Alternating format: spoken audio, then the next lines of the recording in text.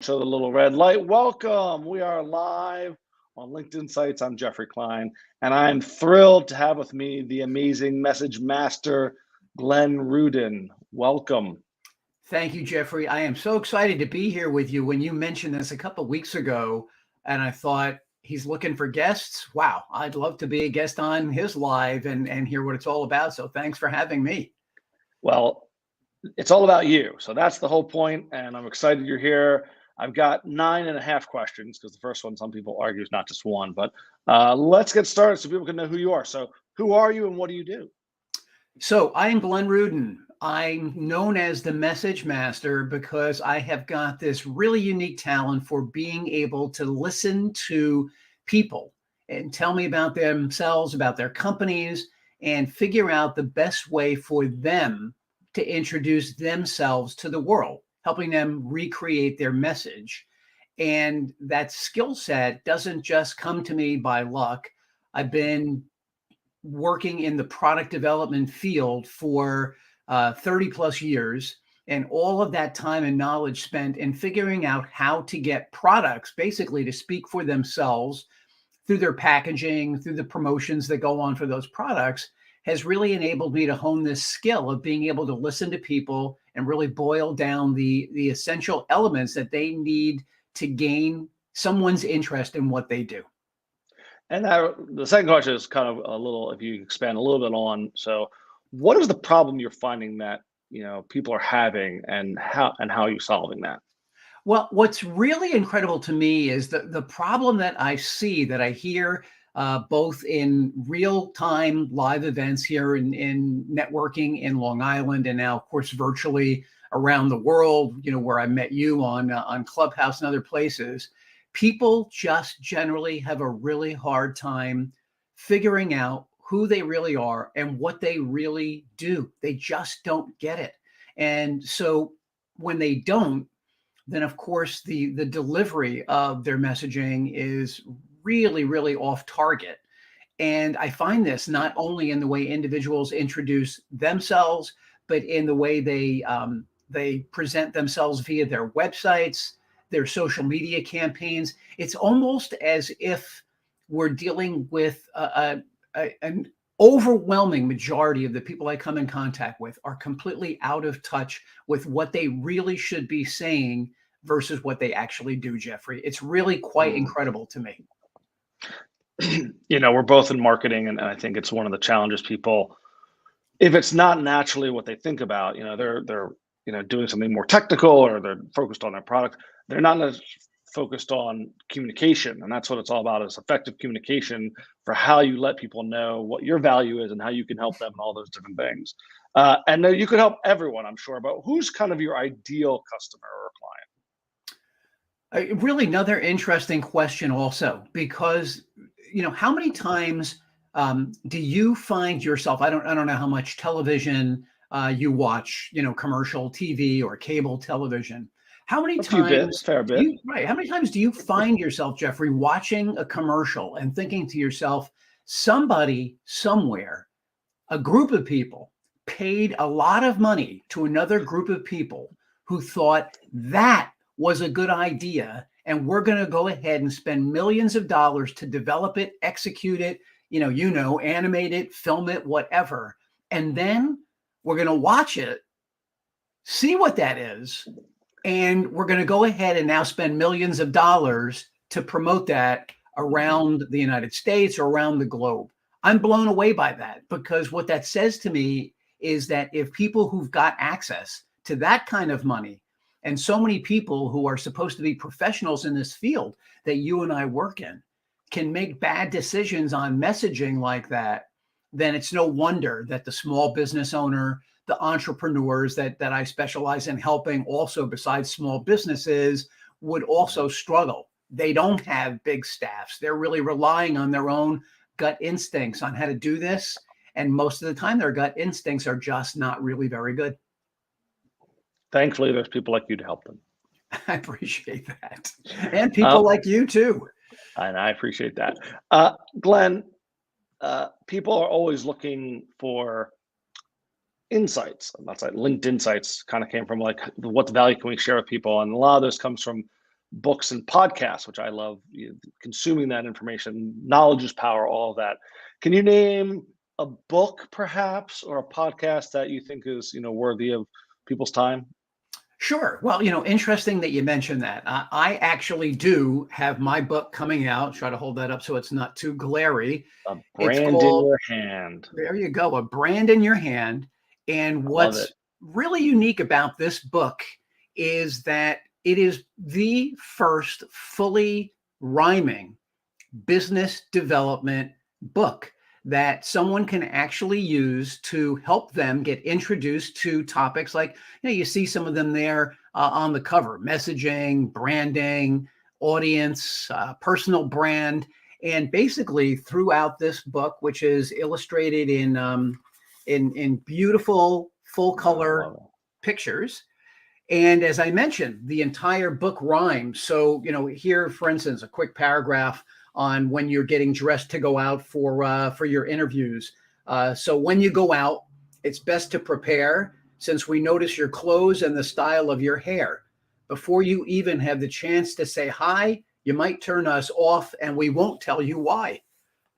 So if you I like love it. Dr. Seuss, I'm a huge fan of Dr. Seuss.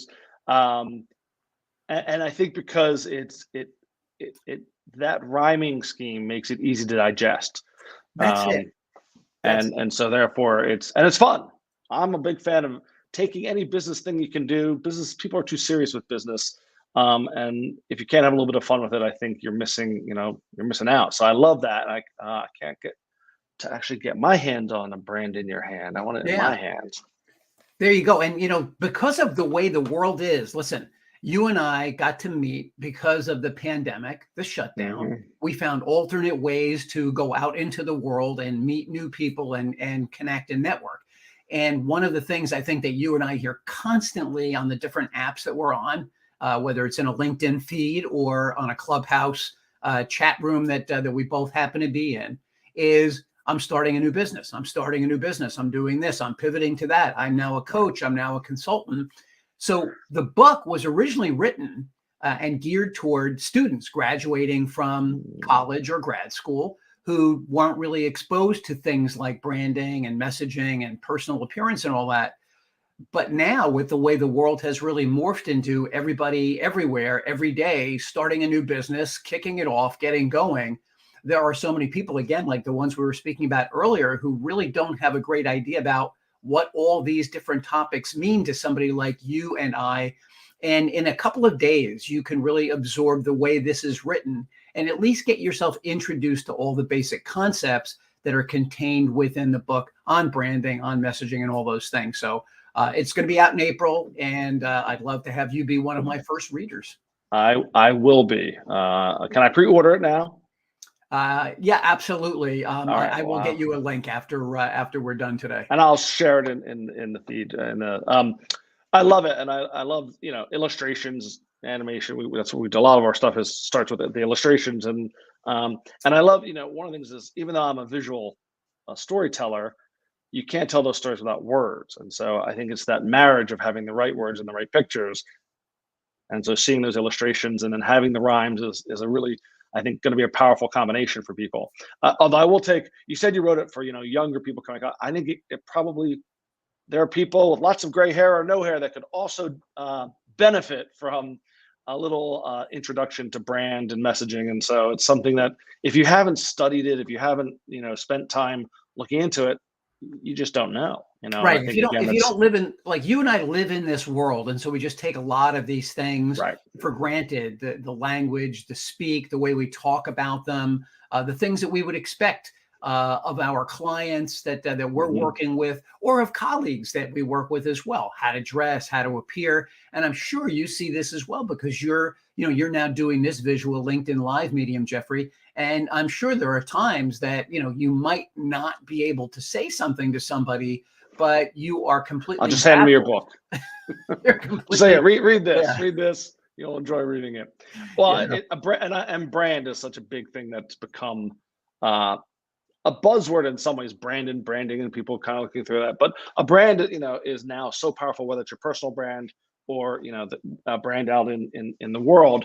Is there any particular brand that you really admire that you think's doing a really good job in the way that they market themselves? There's a number of them. I happen to love. I'm a huge fan of New Balance. Hmm. I run in their sneakers, and I've been running in their sneakers for probably 25 years now. Their prices are insane for sure. They're made in the USA. They stand Yeah, for quality. I don't ever have a negative thought when I think New Balance, other than expensive. But expensive is the class of trade that they choose to be in, so hmm, it's not really a negative. It's where they market. But they're high sure. quality. They're enduring. They're long lasting. I've always got a positive image of the athletes and the models that they use in their ads. It always feels healthy. It always feels consistent. Anytime I see a New Balance ad, I don't feel like I'm looking at anything that's really too far off the path. And I admire them for staying consistent like that. So And on that's the just path, I one. like that. No pun intended. On the path. Yes, they stay actually on the path, although they do make shoes for going off the path as well. It's funny because I don't run very often, but when I do, I have a pair of New Balance. So Oh, there's well, another there you endorsement go. for them because they just I have they're comfortable.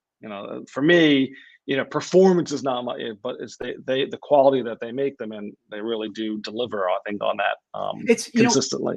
it's a great example of a really outstanding brand that stays true to its roots. And for me, anytime I see that NB logo, Hmm. just for anybody who's not really so familiar with branding, this is the beauty about a well-designed brand that stays true to its roots. When I see that logo, I think high quality. I think athletic. I think enduring. They do still make some of their products in the USA. That's another positive Hmm. thing that I think about. So anytime, I don't have to have somebody telling me about New Balance. Anytime I see that brand on a shirt, on a jacket, on a pair of running shoes, I immediately think high quality, athletic, enduring, long lasting. And this, when you're creating a brand, this is exactly what you want your customers to be thinking about when someone is not there, literally telling you those things. They're ingrained in your mind and you think them. All positive things for me in terms of New Balance. I love it. Um, you and I met on a networking app, and I think we both feel strongly like business relationships and connections are, the lifeblood of any business. And LinkedIn has become that space where a lot of people interact. Why we're here now. Can you name a LinkedIn connection that you're glad that you're connected to them, and you can't say me. It has to be someone Okay. else. Yeah, I love that. I love that challenge. And of course, listen, I think at this point now I'm connected to thousands of people. Some I'm in Hmm. touch with on a regular basis, some not nearly as much as I'd like to. But there's a young guy out in California that I became connected with on LinkedIn through a program that I was running. We got introduced to one another, and we struck up a conversation. His name is Bassem, Bassem Nowihead. Bassem Nowihead. And Awesome. Bassem, really interesting. He grew up, his family owns 3 AM/PM stores in Hmm. the Los Angeles area. And so he's a young guy who grew up in that industry. And now he's opened his own company called InVig Consulting, where he helps other fast food convenience chains, along with his parents' stores, to better utilize their space, to introduce them to new vendors, new opportunities in the convenience store space. And through him, I have gotten really well acquainted with the fact that there are over 140,000 convenience stores in the United States. It's an amazing Wow. business. And because it's so fragmented, 7-Eleven, AM, PM, Wawa, where you are, I love um, Wawa.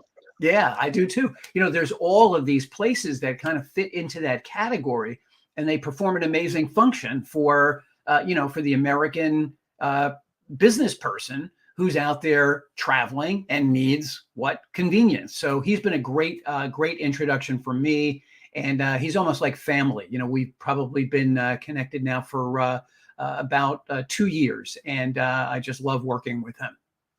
And it's great. He's not nearby, and I think that's one of the benefits of the virtual world, as challenging as these times have been. But in general, to be able to connect with people all over the country, all over the world, is one of the things I love about, digital technology, is that ability to connect despite, not being in proximity geographically. Oh my God. I mean, when I think about where we were as the pandemic enveloped us, here in New York, where you are, in Philadelphia, and worldwide, and being locked in, not being able to network here in the local community.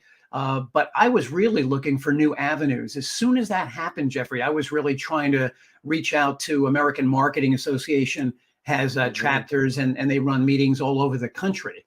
And so even before I got really entrenched in Clubhouse, I was already starting to do these meetings in Chicago and Dallas and California, wherever I could, to try and meet new people, spread the word about what I do, but also try to meet people that I wouldn't normally come in contact with. And you're a great example. I was just in Philadelphia with Lisa. I don't know, probably about a year and a half ago.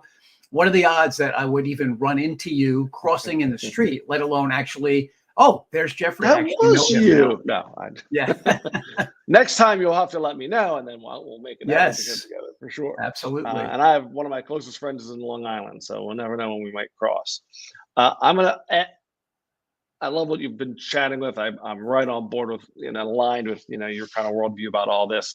Now I've got a few more fun questions. I told you I was interested in fun. So we'll start with one. People know that I am somewhat obsessed with a certain color. And so what's your favorite color? And so for me, I'm going to go ahead and say blue. Wearing a blue blazer today. For me, blue is hope. Blue is blue sky. I always like thinking in terms of blue sky. Blue is the ocean, and so there's endless possibilities that go along with it. And I can't really associate blue with anything from a negative standpoint. And interesting, I just recently became acquainted with a George Harrison song called Deep Blue, and it's from one of his solo albums. Now, that one's a little bit more of a down song, that he's actually feeling blue. But I'm not going to let that sway me away from loving the color. But if you haven't heard that song, it's a really interesting song. I'll check it out. I'm a big fan of that kind of music, and in general, I know you're a big Beatles fan. Yes. And as am I. So, okay. So I create visual stories. If I were to create an animated explainer video for your business, what would you want people to remember? What would be that one thing that the message you would want to get across? And I think it's essentially that your message has got to be crystal clear. So I could almost see an animated me, shouting out to the world, can you hear me? This has got to be crystal clear. It's got to be within the first 8 to 10 seconds. We have to know what the subject is so that we are locked in and we want to hear the rest, or in your case, watch the rest of that video. If you waste the beginning, and again, this is what we were talking about at the outset in terms of commercials that we see on TV, if those first 10 or 15 seconds just put us to sleep or confuse us, then we're never going to hear the rest of it. We're going to change the channel. We're going to stop paying attention. We're going to look for that next speaker. So if I was going to put something in an explainer video, it would really be right at the top. Can you understand me? Right? Something like that. I love that. And again, those are the things we try and do, is take things that are not clear and make them clear. That's the whole point of what we do with an explainer video, is getting clarity so that people who are consuming that content understand very quickly. And kind of like, and almost like my book, in a fun way that's easy to absorb, that the brain is willing to accept. That's why I love what you do. Oh, thanks. And finally, there have been dozens of wonderful animated characters through the history of animation. Can you name your favorite or a favorite? Yeah, and I love this question because as a child of the 60s, I grew up on a steady diet of Bugs Bunny, Looney Tunes, Popeye, big fan of Spider-Man. But I would have to say that the character overall that has given me the most joy, bang for my buck, and return on the investment in watching is no doubt, hands down, Homer Simpson. I have gotten more laughs out of watching the things that they do with Homer Simpson and the way that he reacts and his voice, his intonations, everything about that. I could sit down at any point in a day and watch 10 minutes of a Simpsons cartoon and some of the antics that character goes through, and it will put a smile on my face, hands down. Yeah, it's brilliant, and I think the writing is, the words and the mess. I think the animation is great, and I think, again, you said the deliver the voice, but to me, it all starts with that written. The script they've done is just so clever and so spot on, and they've really been consistent with the character in a way that you can't help but root for him and enjoy his sometimes ridiculous antics. Yeah, just kind of live vicariously in his stupidity or his insanity or his just like absolute lack of being in touch with the world, Well, I think also, interestingly, I see him almost as he's a child. He obviously is a grown up, but he's a child. Yes. And his, donut. Like, there's just something about the simplicity and innocence in a weird way of Homer that I think intrigues us as well, as we want him, even when he's doing these ridiculous things. At his base, he's a good person, I think, who just trying to make it through the world and enjoy the simplicity of life. So I love that answer. And I thought you were going to go with Bugs, and I was, because I do love Bugs, and have grew up watching him and loving him. But the Simpsons are special and have endured, I think, because they've really tapped into the zeitgeist in a way that has wanted us to watch more. And the way they've integrated, modern, things that are going on, and even characters, real life characters they bring in, I think is, fabulous. Just amazing. And there's a particular sweet spot of years that show, that I particularly resonate with, maybe their third year to their sixth year. But I honestly, if I'm watching reruns, and I know I've got, some Disney thing where I could watch any Simpsons episode at any time, almost takes away from it a little bit, because I love the winning the lottery, so to speak. And I see an episode that I know he's going to say something or do something that I know I'm going to laugh at, even though I've seen it 20 times already. And there it goes. And there I go laughing one more time. Well, I started going from beginning with my son, who's 13. Too. So I'm reliving all. I'll tell you my favorite. And I realized after watching it that it wasn't quite perfect, but there's an episode where he becomes a big brother because Barkett's big brother. Yes, Peppy, I know his little brother, and there's a point where he's like, "Homer, tell me about this." They're looking at the stars. Tell me about this guy. See that little big one? That's Frank, Ralph. And he goes, "I love you, Homer." He's like, "I love you, Pepsi." He's like, Peppy. He's like, whatever. Yeah, that's a great episode. It's just the essence of his innocence and kind of nonchalant way of embracing the good, the bad, and ugly of life. I'll just really quickly, that my favorite episode is when he figures out that if he gains enough weight, he can go on disability from work. And so his goal is to be 300 pounds, and he ends up being 315. And they have him walking around in a muumuu with this really funny hat and a cane all day long. And every time, and he gets to work at home because of his disability. And he hires that little bird to keep hitting no or yes on the keyboard, and it falls over. Oh, that's really one of my favorites of all time. And there's so many. Yes. Well, glad we could talk about The Simpsons alone for hours, but we both have to get back to work. So I want to thank you so much for joining me on LinkedIn Insights. It's been a real pleasure. I'm excited about the book, and just a quick shout out for Fight for Your Life on Clubhouse for all you Clubhouse users. Every day at 11 Eastern, there's an amazing room where Glenn and another amazing group of people really pour into businesses and help them. So I recommend it. It's always a value. Fight for your business. Fight for your business. Glenn, thanks so much, and speak to you soon. Thanks, Geoffrey. Really appreciate the opportunity to do this with you, and I wish you continued success with this LinkedIn Live podcasting that you're doing. It's really interesting, and love interacting with you. So thanks for the opportunity. My pleasure.